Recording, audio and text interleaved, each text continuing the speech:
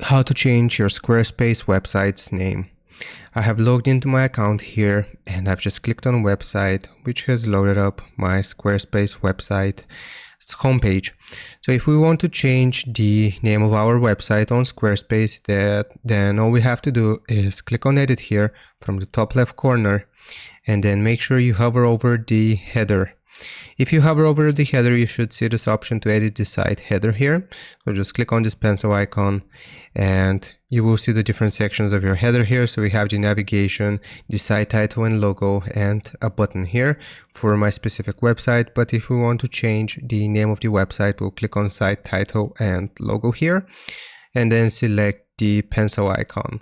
So let's say I want to remove this. I'll simply delete this text here and I will write whatever I want my website title to be. So for example, I'll do net help YouTube.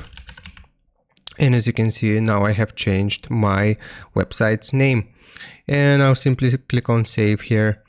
And if I click on exit, then as you can see, this saves my changes and I have successfully changed my website's name. I hope this helps you out. Leave a like and sub and I'll see you next time.